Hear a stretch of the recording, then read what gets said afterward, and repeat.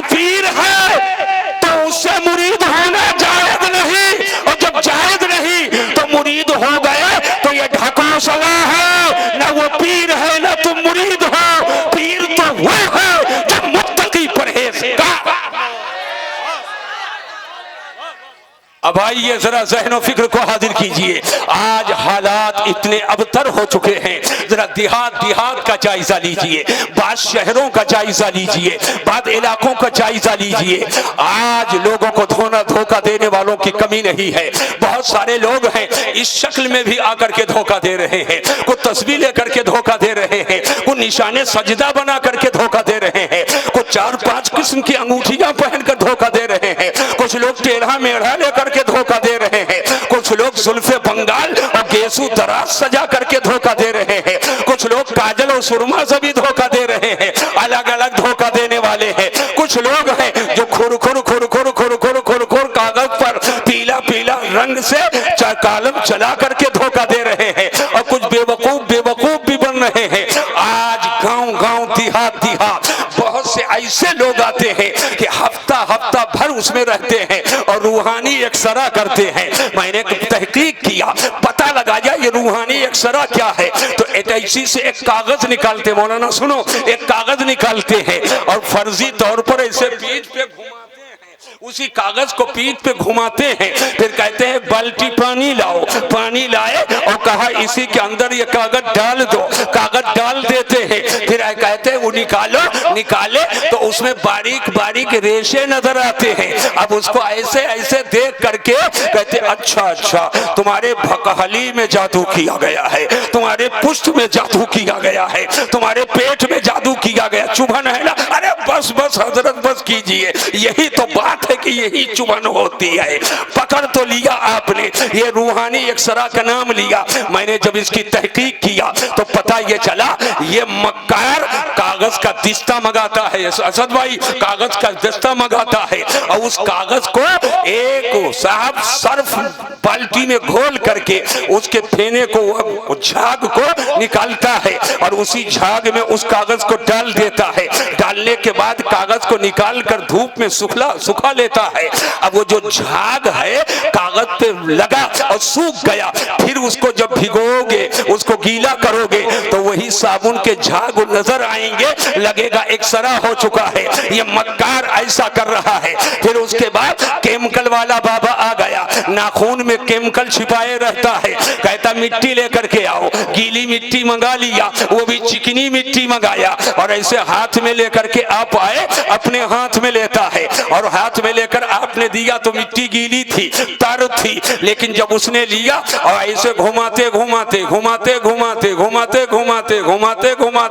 जिस नाखून में केमिकल लगाया था आहिस्ता उसको उसी मिट्टी में करता है। और उस केमिकल की तासीर यह है कि जब मिट्टी में लगे तो मिट्टी गर्म हो जाती है, और जैसे गर्म हुई फेंक दिया, कहा उठाओ कोई, अब आप उठाए तो गर्म, अरे अल्लाहू अकबर, ये तो बहुत गर्म है। अब पूरे गांव के लोग इकट्ठा हो गए, कहा ये बाबा है, ये मौलाना। लोग कहते थे ताजु शरिया, उन्होंने कभी नहीं दिखाया कि साहब ठंडी मिट्टी और गर्म हो जाए और रूहानी एक्सरा करे, पीठ पे घुमाए, और ये बाबा है। अब लगे मुरीद होने, औरत भी मुरीद हो रही है, बेटी भी मुरीद हो रही है, जवान बेटा भी मुरीद हो रहा है। अब बाबाई का चर्चा हो गया। क्या हुआ?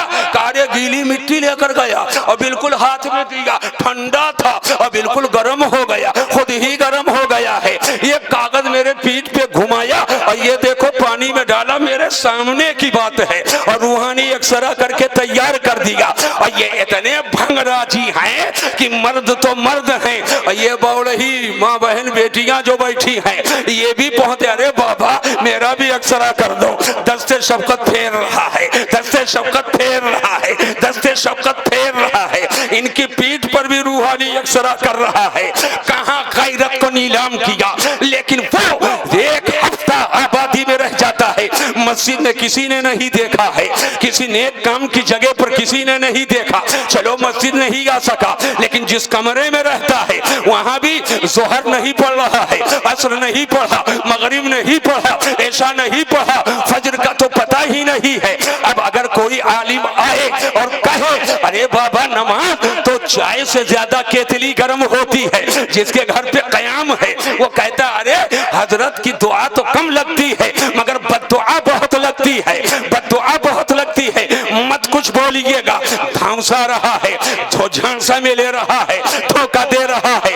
मैंने कहा बाबा या आखिर नमाज के करीब नहीं जाएगा, कहेगा इनकी नमाज तो काबा में होती है, इनकी नमाज काबा में होती है। मैंने कहा चुप रहो, जिसके पैदाइश के वक्त काबा झुके,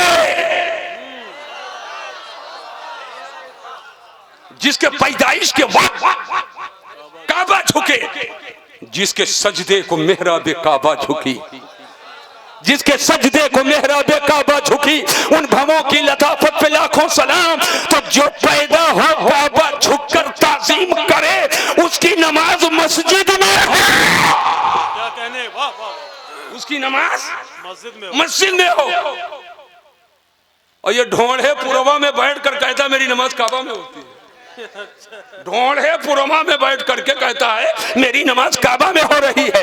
याद रखना मुसलमानों, शरीयत से जो दूर हो, मुस्तफा के तालीमात से जो दूर हो, वो शैतान का चेला है, वो पीर नहीं हो सकता है, बल्कि वो आपको गटर और गड्ढे में डालेगा। और जो शरीयत की बात बताकर सीना को रोशन कर दे तो दुनिया तुमको कब्र के तारीख कोठरी के हवाले कर देगी, लेकिन नबी का इश्क जब सीने में लेकर के चाहोगे तो हाल ये होगा, लहद में इश्क रुखे शाह का दाग लेके चले, अंधेरी रात सुनी थी चराग लेके चले, और जना बनेगी वही पाने चार यार की कब्र जो अपने सीने में ये चार दाग लेके चले।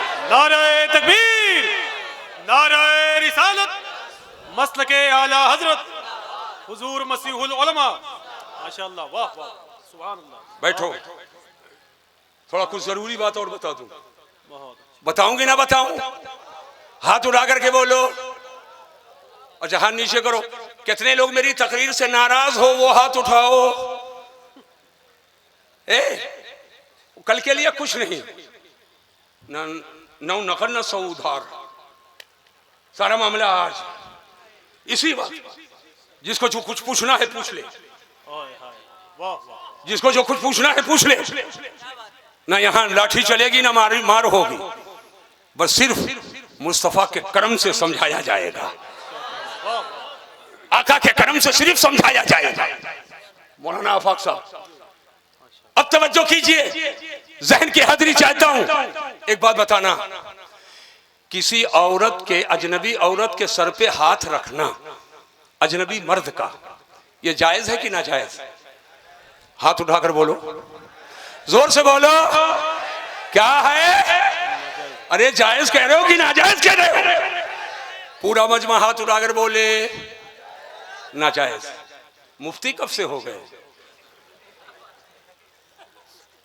मुफ्ती कब से भय हो? हमारे पास इस्तिफ्ता आता है तो हम कहते हैं ठीक है, 3 दिन बाद आना, 4 दिन बाद आना, यहाँ फटाफट फतवा। अभी मुंह से निकला नहीं कि जवाब आ गया। कह दो हुजूर मुफ्ती तो नहीं हूं लेकिन आला हजरत का गुलाम हूं,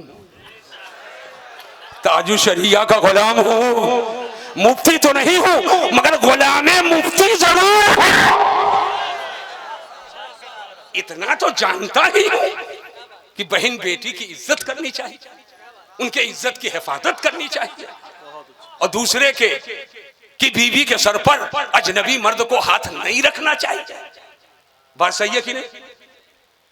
तो जब अजनबी मर्द अजनबी औरत के सर पे हाथ नहीं रख सकता है तो पिठिया पर, हंसो ना, आओ मेरे साथ करीब आओ, पीठ पे हाथ रख सकता है? जोर से बोला। कोई मुजावर रख सकता है? काहे जाओ मजार पर, मोर का पंखा लिया है, ये बोल ही कहते हे बाबा एक तो मुंह मार दियो, हमको भी मार दो, पीठ झड़वाती। सुन लो, वो पीर हो, मौलवी हो, और चाहे अपने को मुफ्ती कहे या इमाम या कोई आम आदमी हो, अगर अजनबी औरत को सर पर हाथ रखे या उसके पीठ को सहलाए या अपना पांव उससे दबवाए, तो बताइए ये जायज है कि नाजायज है? हाथ उठाकर इससे इज्जत की हिफाजत होगी कि इज्जत जाये होगी? इससे इज्जत की हिफाजत नहीं होगी, ये नाजायज है। अब मुझे बताओ, ऐसा करने वाला मुत्तकी परहेजगार है कि फासिक है? जोर से बोलो, हाथ उठाकर बोलो। ऐसा करने वाला मुत्तकी है? कहो नहीं, परहेजगार है, फासिक है, गुनहगार है, और एलानिया सब जाने इस चीज को, तो फासिका मौलिन है। अगर मस्जिद का इमाम है तो उसके पीछे नमाज नहीं। यार बोलते क्यों नहीं हो? मस्जिद का इमाम है तो उसके पीछे नमाज नहीं, मत पढ़ो उसके पीछे नमाज। अगर पहली है तो दोहराना है, पहली है तो दोहराना। और अगर पीर है तो उससे मुरीद होना जायज नहीं, और जब जायज नहीं तो मुरीद हो गए तो ये ढको सला है, ना वो पीर है ना तुम मुरीद